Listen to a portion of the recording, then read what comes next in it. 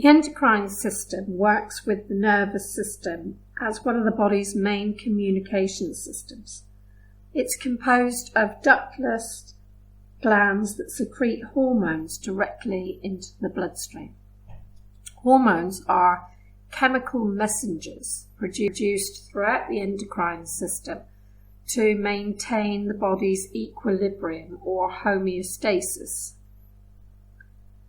Endocrine glands produce specific hormones in different parts of the body, and over the next presentation we're going to be looking at the hypothalamus, the pituitary gland, which is the master gland, the adrenal glands, the thyroid glands, the thymus, the pineal glands. We'll be looking at all the different glands, and one of the things iTech wants you to know is not only an overview of what each gland does, but also what gland produces what hormones, and when we have too much of that particular hormone, how does that affect the body? And if we don't have enough of it, how does that affect the body as well? And what are the diseases called that are a result of either too much or too little hormone? We'll be looking at some of the diseases that are caused by this endocrine system. And I think it's very fascinating. It's quite a tough system to learn. It's very complicated, but we'll take bite-sized chunks. But I think you'll find it really interesting as well. The endocrine system consists of all the glands in the body. The adrenal glands, the hypothalamus, the parathyroid glands, the pineal gland, pituitary, thymus and thyroid glands. It also controls the menstrual cycle, the ovaries and the ovulation from the ovaries, the pancreas and the production of insulin, and the sex hormones and the testes. So over this presentation we're going to be looking at all the different glands of the endocrine, what hormones they produce, and how that affects the functions of the body. The endocrine system works with the nervous system to communicate with all the body systems. It's useful at this stage to clarify the difference between an endocrine gland and an exocrine gland. An endocrine gland is ductless. It has no ducts. It secretes hormones straight into the blood supply. And these hormones are specific to certain cells in the body. They travel in the blood until they arrive at cells they need to stimulate and work on. An exocrine gland does have ducts. And we find them all over the body, and they produce liquids like saliva, milk during lactation, sebum and sweat. They're not hormones, and they do travel down a duct into different parts of the body. So the salivary glands, we have 3 salivary glands, one in the cheeks, one under the tongue and one under the jaw. And they secrete saliva through the ducts into the mouth. The mammary glands produce milk, and they secrete the milk during lactation when we're breastfeeding. And sebaceous glands produce sebum. That travels down the duct onto the skin to lubricate it. And the skin has sweat glands. So again, that has a duct, and the sweat travels through the duct onto the skin. So to recap, an endocrine gland has no ducts. It secretes its hormones straight into the bloodstream. An exocrine gland has a duct, and it produces not hormones but saliva, milk, sebum, sweat, and deposits it through the ducts into the different parts of the skin. The hormones produced by the endocrine gland are known as chemical messengers, and they control and affect many different body functions like growth, menstruation, and they travel through the body in the blood, and they only affect the specific target cells that they are made to affect. The hypothalamus controls and is master of the pituitary gland and is located in the centre of the brain.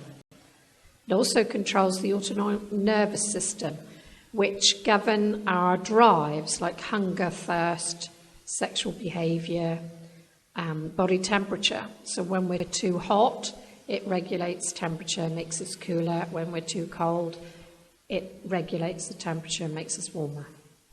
The hypothalamus secretes hormones that are crucial for the control and balance of the pituitary. So all the hormones that are produced by the pituitary are balanced and regulated by the hypothalamus. So if the pituitary starts to produce too much growth hormone, the hypothalamus secretes hormones that are balancing to this and restricting. If it overproduces growth hormone, then the hypothalamus will restrict the development of those hormones by producing hormones to counterbalance it. So it restricts and stimulates the pituitary to control the whole body. The pituitary gland is the master gland and controls the whole of the body. So we could consider it the conductor of an orchestra. If the pituitary gland is the conductor of an orchestra, then the hypothalamus is the person who pays their wages. And the hypothalamus decides where the pituitary conductor is going to take his orchestra, if you like. So the pituitary gland is the master gland of the whole body, and it oversees how the body is functioning and secretes or restricts how much of a hormone is produced in order to maintain body function and homeostasis within the body. Homeostasis is the equilibrium and balance in the body despite external forces. And the pituitary and the hormones in the body are there to maintain homeostasis. The pituitary gland lies beneath the hypothalamus and is about the size of a large pea. It's divided into two lobes, the anterior lobe at the front, which is 75% of the pituitary gland is made up of the anterior lobe, and the posterior lobe, which is 25% behind. Some of the hormones secreted in the pituitary stimulate or inhibit other hormones from other endocrine glands. So as we said before, the pituitary gland is the master gland of the whole body and is controlling the other endocrine glands. And the hypothalamus is a gland that controls the pituitary gland. So we all have a big brother keeping an eye on what we're doing. The hypothalamus is big brother to the pituitary gland, and the pituitary gland acts as big brother to all the other endocrine glands and makes sure that there's that balance of homeostasis within the body. The anterior lobe produces 6 major hormones, and I want you to repeat them after me. Human growth hormone, melanocyte stimulating hormone, thyrotrophin, adrenocorticotrophin, prolactin or lactogenic hormone, and gonadotrophins. These 6 hormones are produced by the anterior lobe of the pituitary, and some of them are fairly obvious. The human growth hormone controls the body's growth. And we do have problems where there's too much or too little of the human growth hormone produced during the early years of our growth and puberty. The melanocyte stimulating hormone is to do with melanocytes give colour to the skin, and they stimulate melanin production. So the melanocyte stimulating hormone stimulates the production of melanin in the skin. So this regulates how brown we get, and usually is in response to sunlight. Thyrotrophin controls the thyroid gland and the production of thyroxine in the thyroid gland. The adrenocorticotrophin hormone, adreno tells us that this is in the adrenals. Cortico is the name for the cortex, side layer of the adrenals. So the adrenocorticotrophin hormone controls the adrenal cortex. Prolactin, or lactogenic hormone, stimulates the mammary glands, the other name for the mammary glands are the breasts, to produce milk during lactation and during breastfeeding after we've had a baby. Lactogenic hormone and prolactin are the same thing. The gonadotrophin hormones, now these are hormones that control sexual development and organs, and the organs used to be called the gonads. So the gonads are the ovaries and the testes, and the sexual development is stimulated by gonadotrophins. It's an umbrella term for all the hormones that affect the sexual development and organs in the body. So they're the 6 hormones that are produced in the anterior lobe, the front of the pituitary. The human growth hormone, also known as HGH, the melanocyte stimulating hormone, also known as MSH, thyrotrophin, adrenotrophin, prolactin or lactogenic hormone, and the gonadotrophins. If we start with the gonadotrophins hormones, then these control sexual development.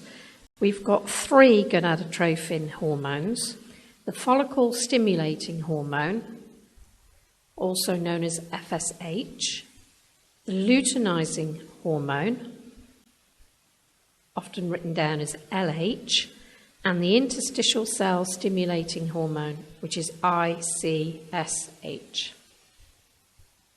The follicle stimulating hormone, now this is the hormone that stimulates the ovaries to produce estrogen and testes to produce sperm.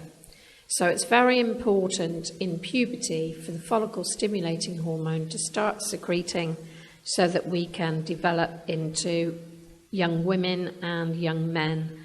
And we do need to have our sperm being stimulated from the testes, and the estrogen is what helps stimulate the ovums to ripen in the ovaries. The luteinizing hormone, LH, this triggers ovulation. So it stimulates the ovaries as well to produce the corpus luteum and produces progesterone, which is vital for menstruation and for us to become fertile. However, in the menopause, one of the symptoms of the menopause is that the FSH and LH in our blood is vastly reduced. And as we get older, particularly into the menopause, it's this lack of FSH and LH which causes us to go into the menopause in the first place. We end up with very little estrogen and progesterone, and menopause is occurring earlier and earlier in women, and quite often it's not unheard of for women to go into the menopause late 20s and early 30s now. I was 37 when I went into the early menopause, and by the time we realised that the menopause had sort of taken its hold, it had actually been there for a long time. But if you take the pill, which is also a hormone, and don't come off it, it disguises the fact that you've gone into the menopause. So it wasn't until I was 37 that I thought I would come off the pill and we'd have another baby that it was noticed that actually I was in full-blown menopause and there was very little estrogen or luteinizing hormone or FSH in the body, and it was just going to be no way that that could be stimulated into fertilization, let alone having another child. So these hormones are very, very important to puberty and developing from a child into a young adult, and also very important when it comes to menopause and bringing on the symptoms of menopause. The interstitial cell stimulating hormone, ICSH, stimulates luteinizing hormone, which also in men stimulates the testes to secrete testosterone. So again, this interstitial cell stimulating hormone, which is produced in the fluid between each of the cells, so the interstitial fluid, we need this in order to have men becoming manly and stimulating the intestines to have that testosterone. So these are the 3 gonadotrophins which are very important in controlling sexual development. The anterior pituitary disorders result in whether there's too much or too little hormone produced by the pituitary. And when we're growing up, if there's too much human growth hormone, hypersecretion of the hormone, then we can end up with gigantism. The tallest person in America recorded is 8 foot 11 inches. Acromegaly is a condition where human growth hormone, an excess of that hormone, a hypersecretion in adulthood, results in the head and the hands and the extremities growing larger than the rest of the body. So acromegaly is an age-related disorder, whereas gigantism is normally when there's human growth hormone problems as a child. Hyposecretion of human growth hormone then results in dwarfism. And that is when a child is developing, the human growth hormone is inhibited by the pituitary.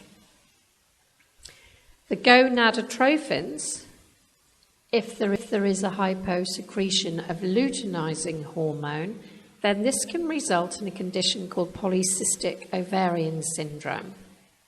This is also known as Stein-Leventhal syndrome.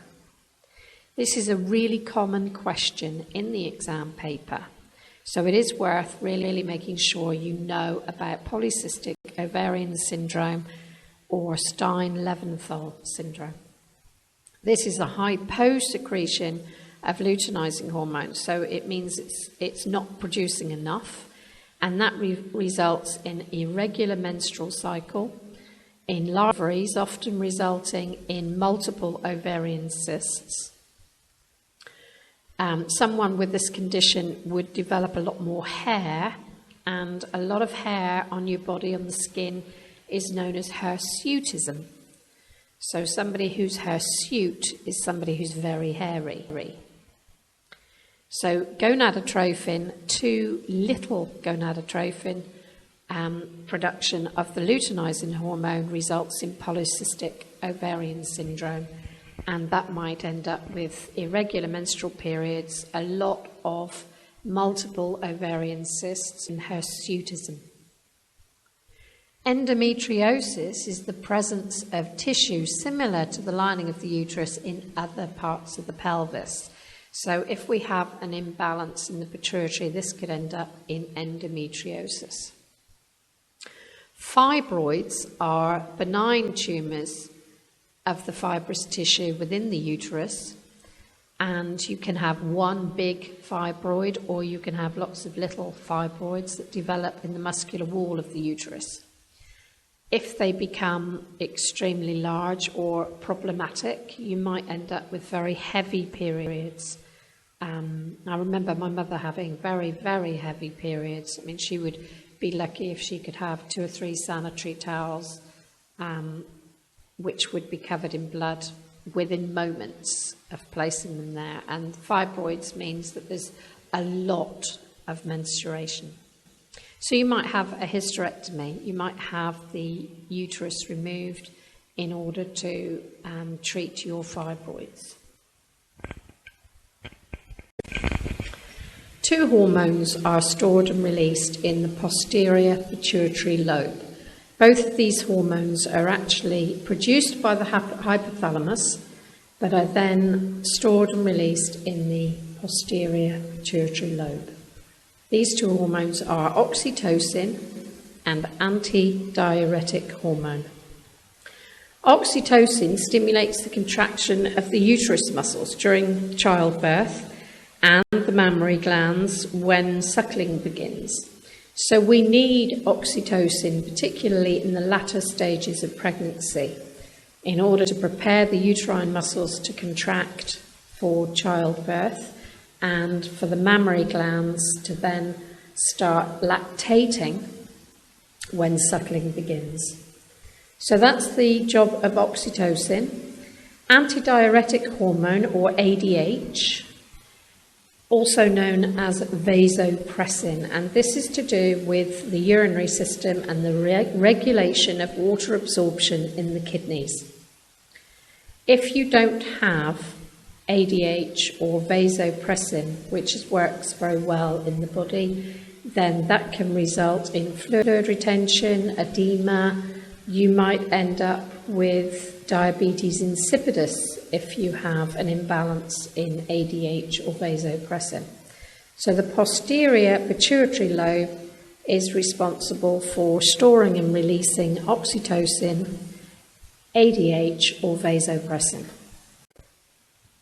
Posterior lobe disorders of the pituitary tend to revolve around the antidiuretic hormone. If you have too much antidiuretic hormone, then that will be working over time, and we will end up with extra swelling in the legs and even have a disease called edema. Edema is not just too much fluid in the legs. It's defined by, if you push it inwards, you end up with the tissue staying in. It's a bit like I've said before, Pillsbury Dough Man. Do you remember they used to make the Pillsbury Dough Man, and if you pushed his tummy in, it would stay in. And it's like plasticine. If you push it in, it'll stay in, or Play-Doh, and then it'll slowly come out again. So edema can be defined by whether that tissue stays in or not, and then the fluid just fills the gap. So hypersecretion of an antidiuretic hormone will result in edema. If you think that a diuretic is something that we would be given to get rid of excess fluid in the body, then an antidiuretic hormone is the opposite. So that helps to reabsorb fluid in the body, and too much of this reabsorption of fluid in the kidneys will end up saturating our tissues with extra fluid and resulting in swelling and edema. If we don't have enough hyposecretion, or we have hyposecretion of antidiuretic hormone, then we can have diabetes insipidus. And the symptoms of diabetes insipidus, which is actually a very rare condition, can be that we excrete large volumes of urine and have copious dehydration and thirst. So we will just drink and drink and drink and never really feel as though we are ever going to quench our thirst. But we also will pass copious amounts of urine because of that hyposecretion of antidiuretic hormone. Or vasopressin is the other name. Moving on now to the thyroid glands, located just below the larynx or voice box on the front of your throat. It's a butterfly shape and weighs about an ounce, consisting of two main lobes which produce three hormones. Repeat after me: thyroxine, which is probably the main hormone, triiodothyronin, and calcitonin. It's the thyroid stimulating hormones that are produced by the anterior pituitary lobe that control and decide whether these hormones are produced, how much of it is stored, and when it's secreted. So the thyroid stimulating hormones produced by the anterior pituitary control the thyroid glands. How much, when, where, and how, really. So thyroxine, triiodothyronin, and calcitonin are the three thyroid hormones. So let's just discuss these hormones. And first of all, we can lump thyroxine and triiodothyronin together because they do exactly the same thing. Thyroxine regulates growth and development. And I have a nephew who was born without a thyroid and it didn't produce any thyroxine. So he has lived through Mary Hell, I think, throughout his childhood while they try and regulate how much thyroxine he needs in order to develop and grow and be stable. And it's enormously difficult. I don't know how anybody managed to survive going through childhood with that sort of condition. It also controls the metabolic rate, your BMR, and it stimulates the activity of the nervous system. So an MET is the ratio of your working metabolic rate relative or in association with your resting metabolic rate. So you should be able to work out your BMR by doing a little mathematical equation. But this is thyroxine and triiodothyronine. They both do the same thing. Then we have calcitonin. Now, calcitonin balances the calcium and the phosphorus in the body. Hypersecretion, so too much calcitonin, causes lowering of the blood calcium levels by inhibiting the loss of calcium from the bone. So you can end up having too much calcitonin. So calcitonin, as the name suggests, balances calcium and phosphorus, particularly in the bones.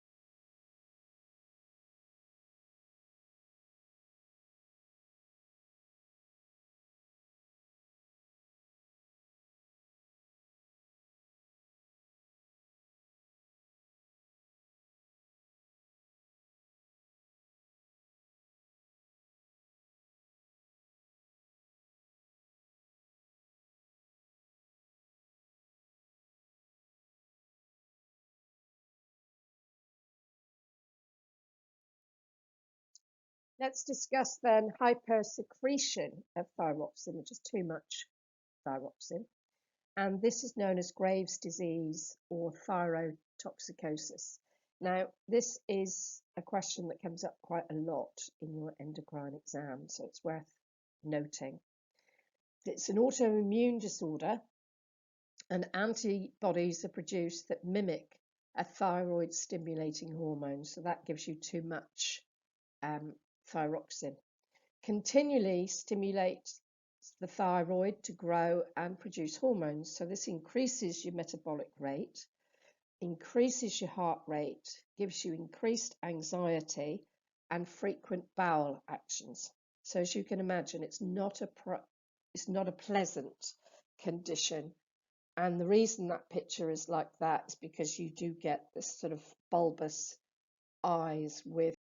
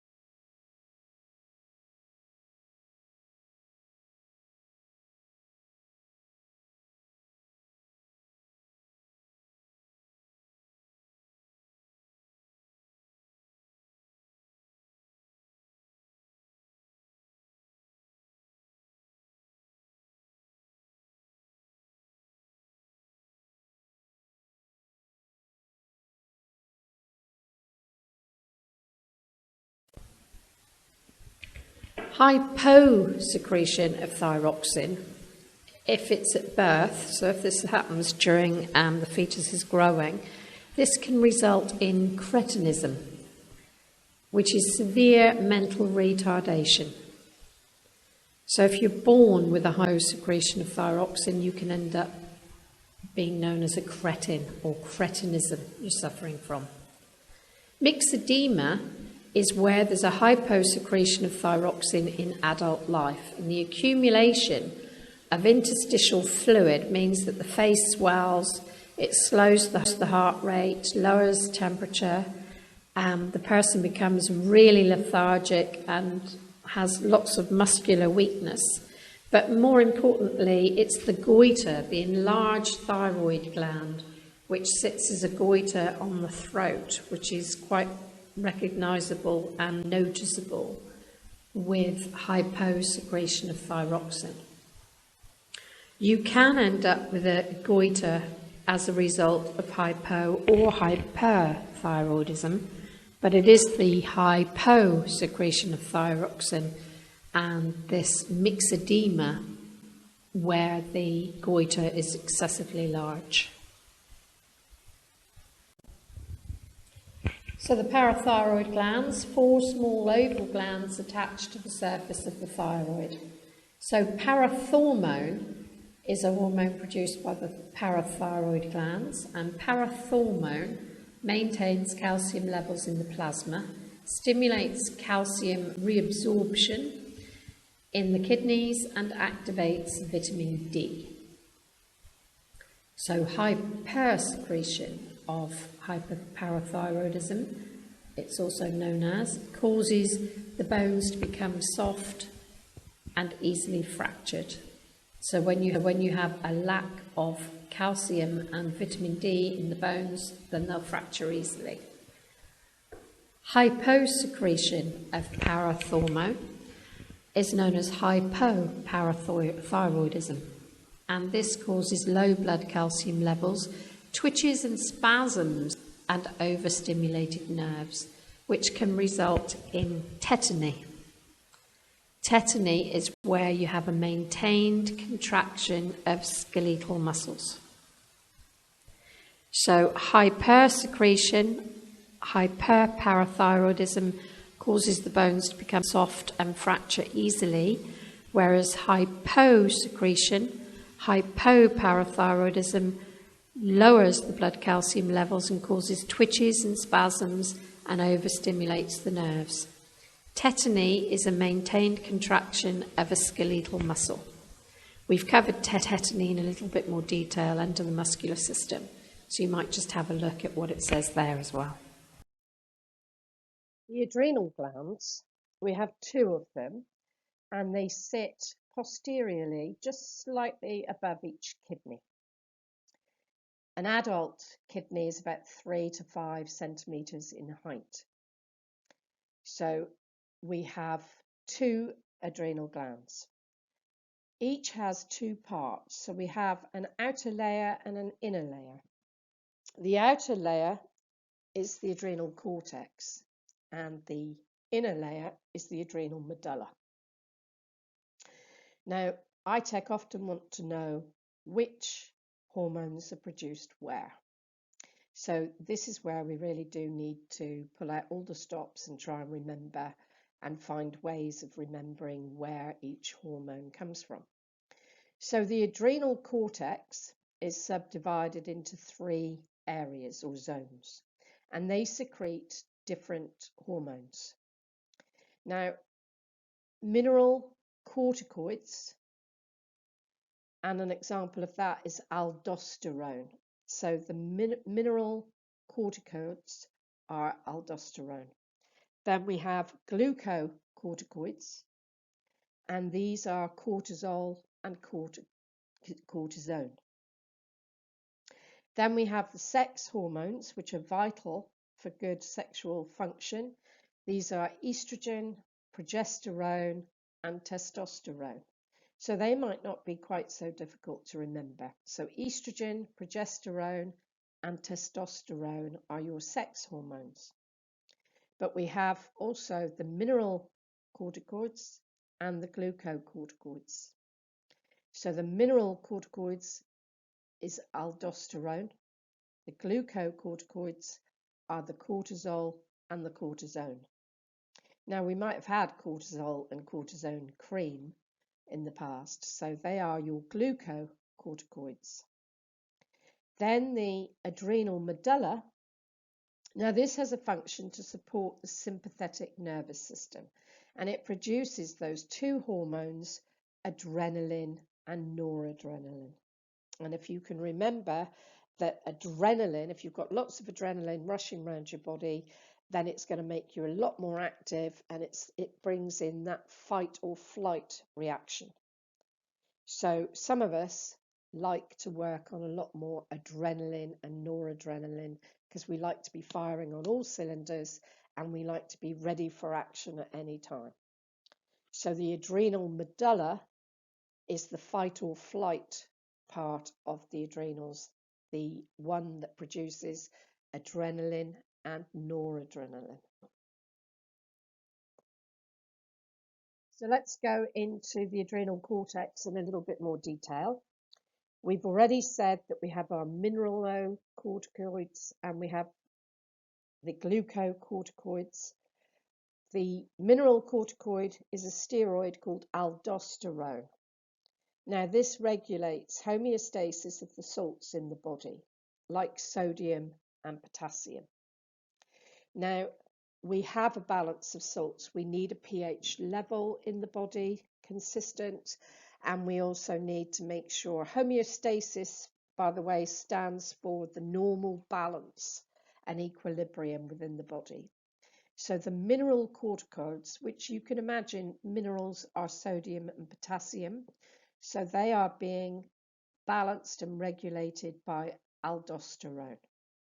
Now, the glucocorticoids, which are cortisol, and the most common one of that's 95% of glucocorticoids in the body would be cortisol. And then we have cortisone, which is a steroid. And this is produced in response to ACTH from the pituitary. And it metabolizes carbohydrates, proteins, and fats. So if we think of a glucocorticoid, glucose is a carbohydrate. So that's how I remember the glucocorticoids metabolize the carbohydrates, proteins, and fats in the body. So to recap, we have mineral corticoids, which is aldosterone, and that balances the salts, the minerals in the body. And then we have the glucocorticoids, which are cortisol and cortisone, and they are produced in response to ACTH from the pituitary, and that metabolizes carbohydrates, proteins, and fats. The third hormones are the three sex hormones: estrogen, progesterone, and testosterone. Progesterone and estrogen we need for female reproduction, and estrogen and testosterone we have a balance for men. These are responsible for sexual development, and especially during puberty, pubic and armpit hair growth, and these are the adrenal gland hormones.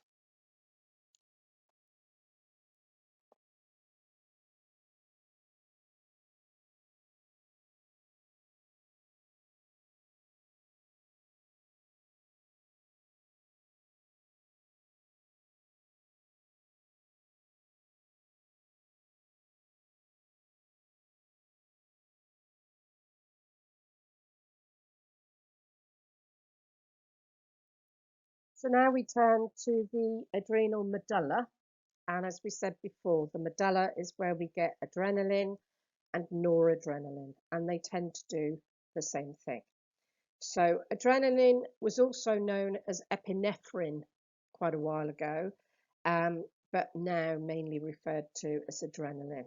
So adrenaline and noradrenaline do the same thing.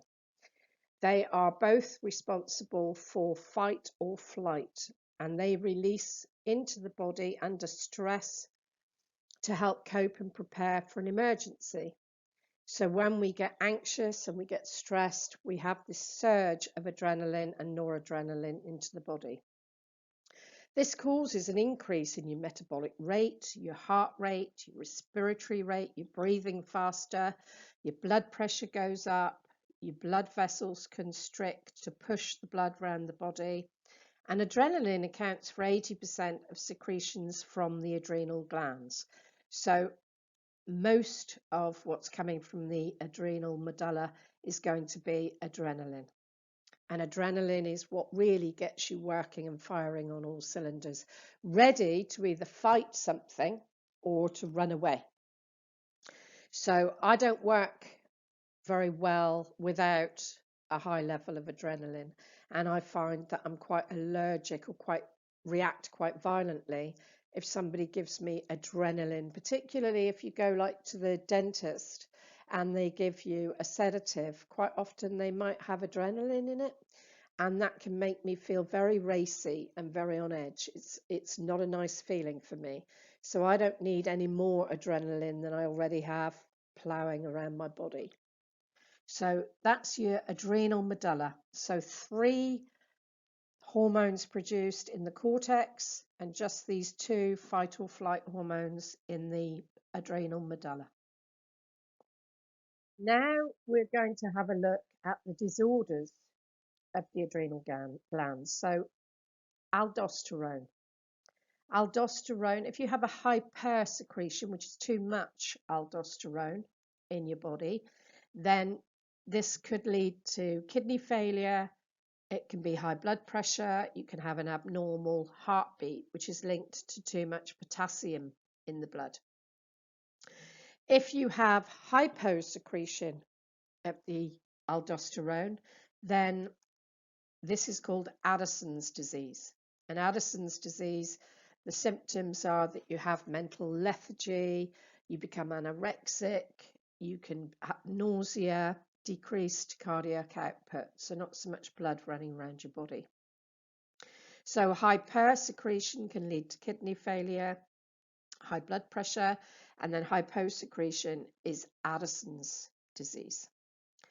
Corticosteroids, these are cortisol and cortisone, and a hypersecretion of cortisol produces Cushing's syndrome.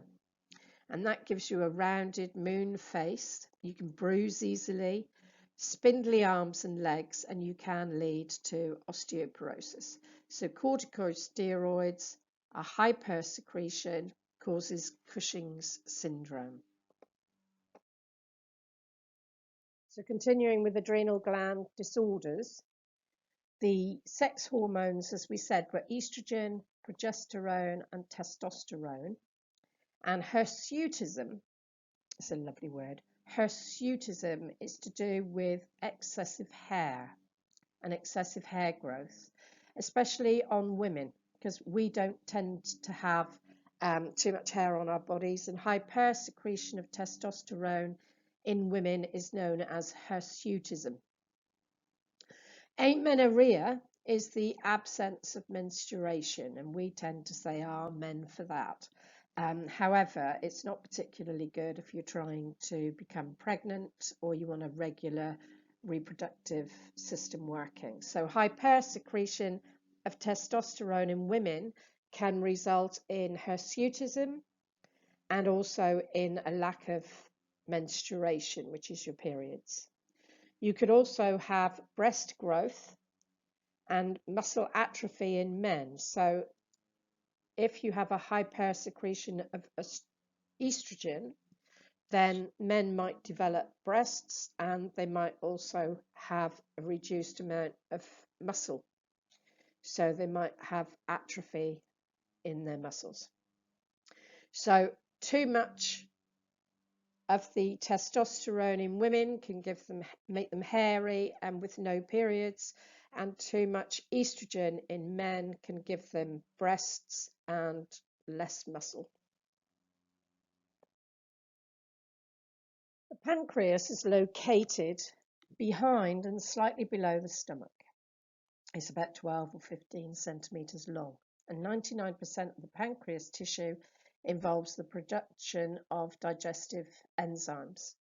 We will be covering the enzymes in a lot more detail when we come to the digestive system, because that's what the hormones that are secreted from the pancreas help do.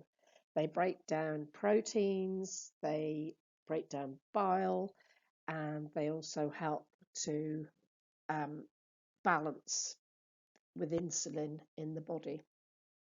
So they produce amylase for carbohydrate breakdown, trypsin for protein breakdown, and lipase, which helps to emulsify fats. But we can park those for a minute because we'll go into them when we do the digestive system. So 1% of the cells arranged in a cluster is called the islets of Langerhans. Always sounds like a lovely place to go on holiday. The islets of Langerhans secrete hormones into the blood, making the pancreas an endocrine gland as well as an exocrine gland. So this is both. It produces hormones and it also secretes hormones into the blood. So we need to remember it's exocrine and endocrine. So the pancreas sitting slightly behind, slightly below the tummy, the stomach. Pancreatic hormones produced are insulin and glucagon. Insulin decreases the blood glucose level and glucagon increases the blood glucose level. So what the pancreas does is it keeps that balance of sugar in the body. So if there's too much sugar in the body, it produces more insulin to decrease the blood glucose level. And if there's not enough blood glucose in the body, then glucagon is produced in order to increase the blood glucose level. So a problem with the pancreas might lead to diabetes mellitus, which is a condition where the sugar balance in the body is not right and it needs extra help. So we might have somebody who has diabetes mellitus having insulin injections, but we'll cover that a little bit more in the next slide. So insulin basically accelerates the transport of glucose from the blood into the cells, and that converts the glucose into glycogen or into a fatty acid. It decreases the amount of glycogen that is converted into glucose, and insulin is secreted in response to the increase of glucose in the blood. So that generally is what the pancreas does. And if the blood sugar level gets too low, then we produce glucagon, which has the opposite effect. And glucagon is secreted in response to that decrease in the blood glucose level. That's really what this slide is about. It's probably a little bit more complex than it needs to be, but that's generally what's happening.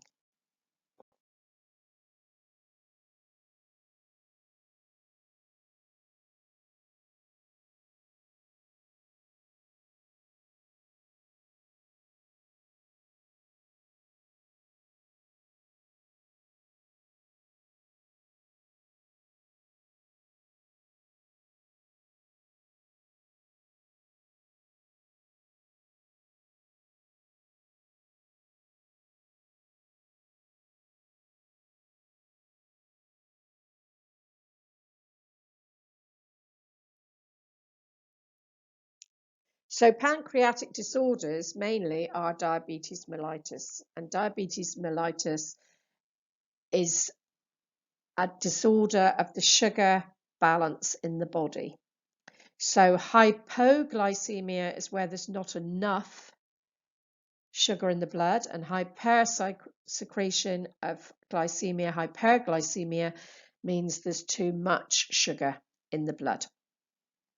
So if you have hyposecretion and have an inability to produce or use insulin, this increases the blood sugar levels. It spills into the urine. Excessive urine production is a result The kidneys can't reabsorb enough water. You have excessive thirst, fatigue, weight loss, and you could end up in a coma if you have too little insulin, which balances the sugar, and the sugar gets out of control. So this is why diabetes can be diagnosed through the urine and through a blood test. Hypoglycemia or hypersecretion is a decrease of blood glucose level. So too much insulin stimulates too much intake of glucose into the blood cells. And that most often is a result of injecting too much insulin and not eating enough. So a client might have a sweating, anxiety, an increase in heart rate. They might be starving, the brain's deprived of a steady supply of glucose, and they might again go into unconsciousness and shock. So it's not a good idea for a diabetic person to have too high or too low glucose in the body. Both can end up in unconsciousness, one in a coma and one in shock. So we need to have a balance in the body. So diabetes mellitus is the balance of the pancreas, keeping the sugar levels balanced with the insulin.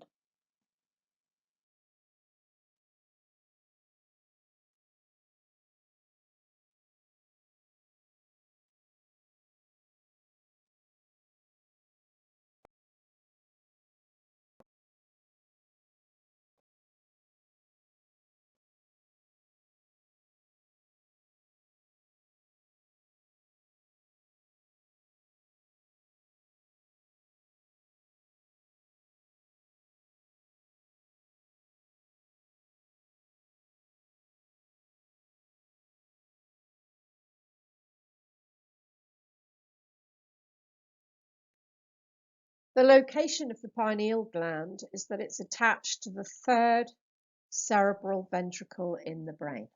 So we can see here a picture of where the pineal gland is situated.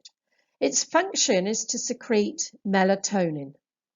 This is a hormone derived from serotonin, and it's released mostly in darkness and thought to contribute to setting the body's biological clock.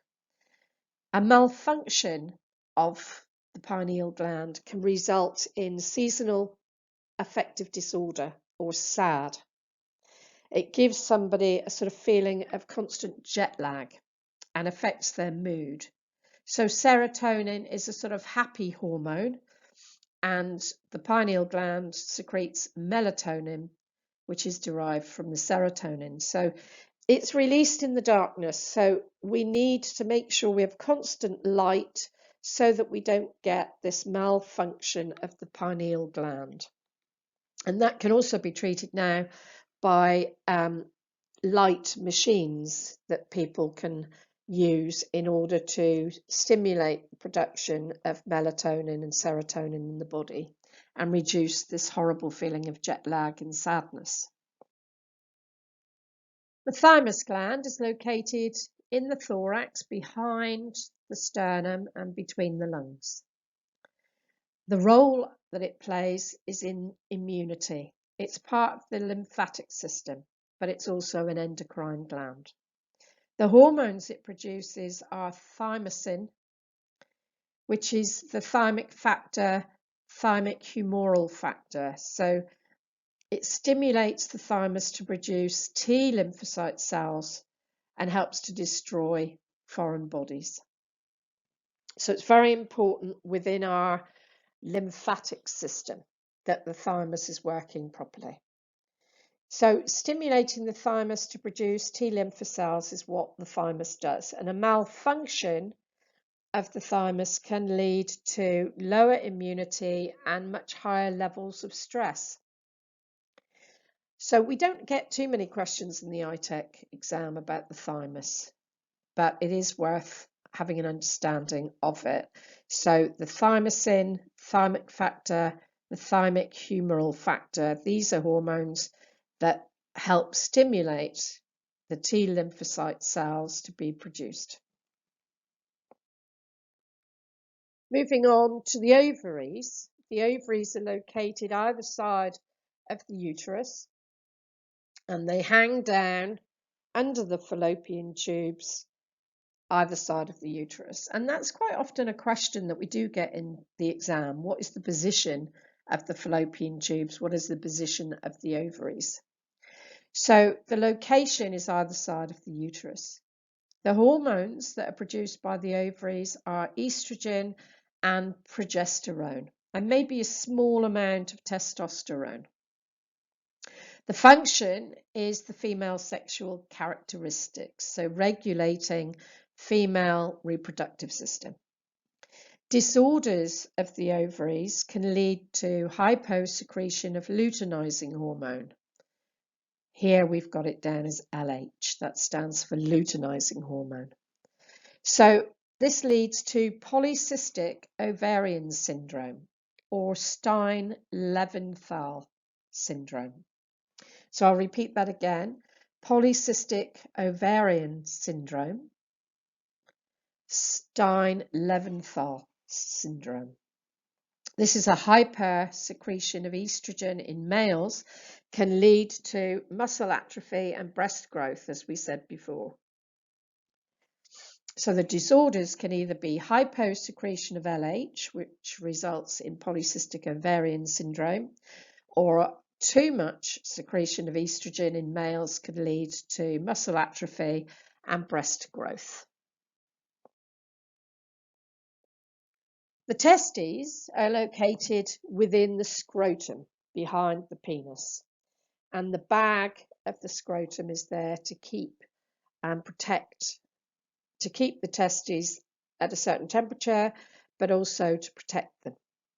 So the hormone testosterone, which is a small amount of estrogen and progesterone, is also produced, but mainly the job of the testes is to produce the hormone testosterone. And the function of that is the male sexual characteristics.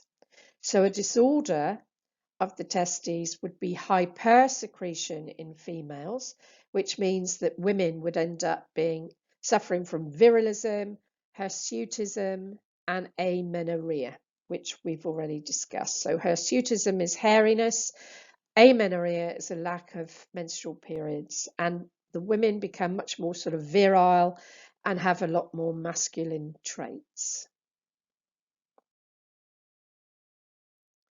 The role of these sex hormones comes into play mainly during puberty. Now, puberty can occur at any time. So in girls, it can be between 10 and 14, although I was nearer 16 when I went through puberty. And boys tend to be a bit later. They tend to be 13 to 16. So the role of these sex hormones comes into play during puberty. And in girls, the follicle stimulating hormone is produced. The luteinizing hormone stimulates the ovaries. So this is when the sexual organs mature, the menstrual cycle begins, pubic hair starts to grow, the breasts enlarge, the height might develop quite swiftly, and the pelvic girdle widen.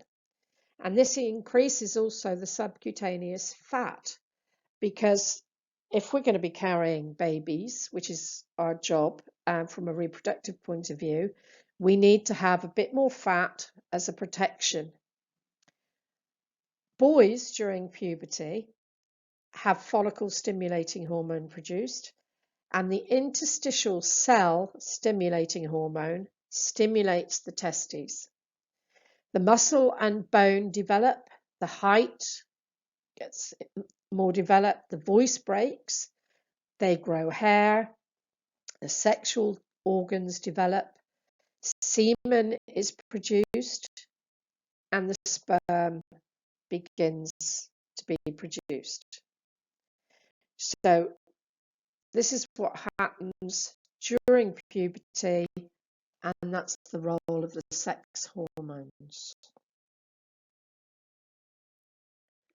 The menstrual cycle has 3 phases. We have the menstrual, the proliferative, and the secretory.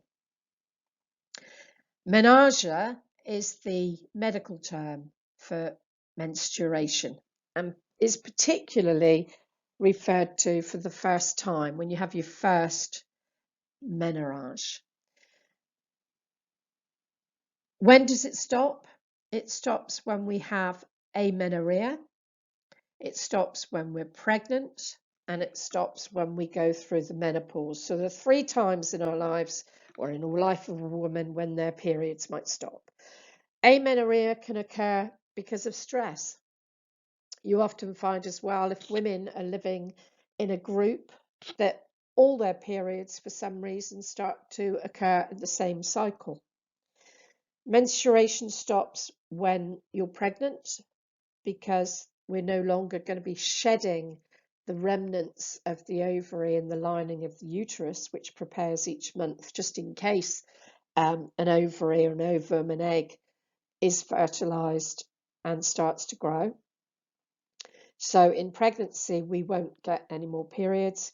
And also the natural progression as we go through life to go through menopause and for us to stop secreting these 3 sexual hormones happens, and then as a consequence the periods stop or menstruation stops as well.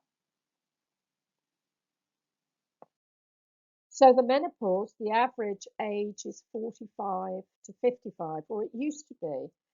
I was 37 when I discovered I'd gone into full menopause, and apparently menopause is occurring a lot earlier in life.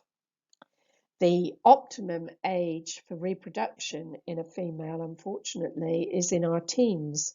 So this seems to be, menopause seems to be occurring a lot earlier. The average age, as I said, 45 to 55. The ovaries gradually stop producing the follicle stimulating hormone and the luteinizing hormone, which is required in order to carry on our reproduction. This is resulting in the symptoms then. Irregular menstrual cycles occur, hot flushes, sweats, mood swings, and all of this can be alleviated by taking HRT or hormone replacement therapy. Although there's a lot of products, natural products these days, which represent and replace estrogen and help to disguise the menopausal symptoms. Being on HRT does not get rid of the symptoms, it stops the symptoms. So when you come off HRT, unfortunately, what they never tell you is that the symptoms are there waiting to occur as soon as you come off the HRT. So that's the menopause for you. So phase 1 of the menstrual flow or period is day 1 to 7. And during day 1 to 7, we produce high levels of progesterone, and this causes the pituitary gland to respond by producing less luteinizing hormone. The less luteinizing hormone we have results in the corpus luteum degenerating, stopping the production of estrogen and progesterone. And then the inner lining of the uterus, which is the endometrium, this breaks down, and because there's no egg embedded in it and reproduction has not taken place, then menstruation begins. And the menstruation is that shedding of the endometrium and the lining that we don't need anymore because there isn't a fertilized egg growing in the uterus. So we need to shed and get rid of all that lining, the corpus luteum degeneration, and the endometrium breaking down.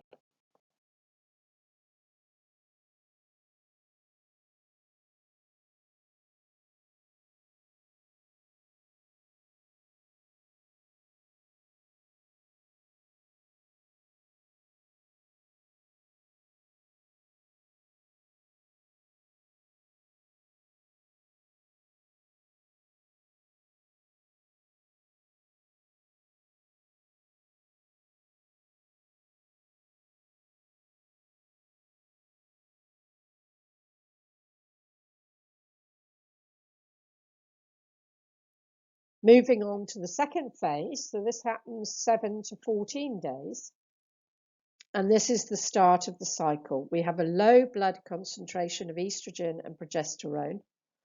This is stimulating the pituitary to secrete follicle-stimulating hormone.